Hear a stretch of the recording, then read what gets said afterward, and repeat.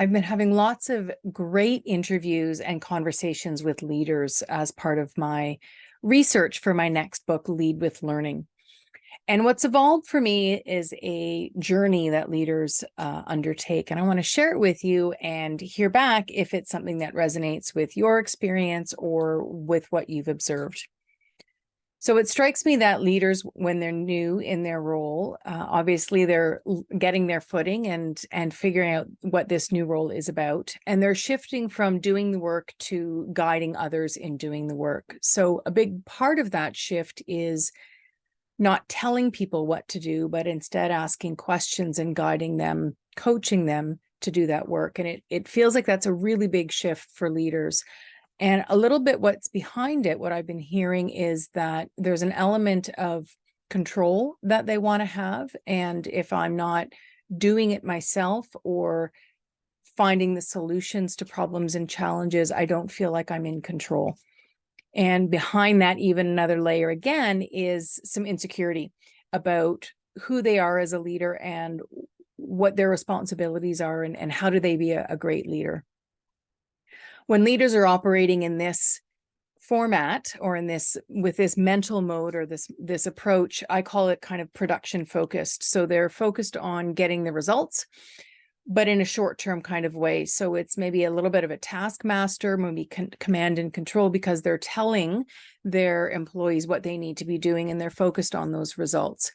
It isn't to say that other leaders aren't focused on results, but the nuance here is that they're focused on results at the exclusion of developing and getting to know and supporting their employees. Leaders that I talk to often have a catalyst moment where they realize the short-term viability, or they realize that that approach to leadership isn't going to be sustainable. So that catalyst approach comes through maybe a 360-degree feedback. Maybe in their organization, they've received feedback from their peers or their employees or even from their manager themselves. And it's highlighted that their approach isn't sustainable or isn't getting the going to get the long-term results that the organization is looking for. Another leader I talked to said that she just was so overwhelmed with that approach, with the doing instead of guiding, with the trying to control everything and even micromanaging, that she just was so overwhelmed. She realized, I can't do all of this.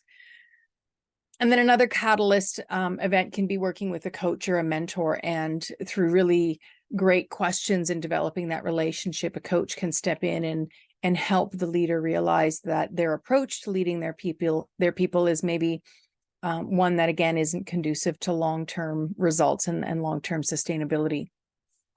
So when leaders realize that and they make the shift into what I call a development focus instead of a production focus, what they're doing is shifting away from trying to control all the detail and shifting out of doing the work to guiding other people doing the work, guiding their team members. So they're taking on more of a guide role.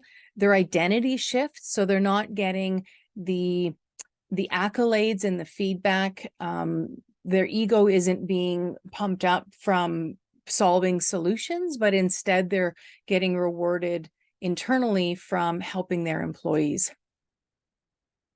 There's also a shift in confidence then that happens. So if, as the new leader who's focused on production at the expense of everything else, the experienced leader is confident and able to let go of control and realize that they have great people in place and trust their people, that they can give up control for getting the work done to those individuals.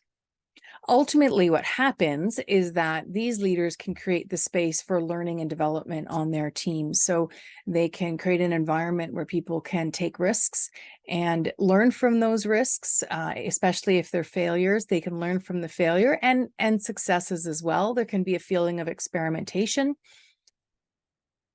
And there's a culture of being candid and being able to give each other feedback, healthy conflict, and everybody working towards a common shared understanding of what the team performance and objectives and goals are. So that's the leader's journey that's been bubbling to the surface through my conversations. And I'm curious if it's something that you've experienced as a leader, or if it's something that you've seen with leaders in your organization.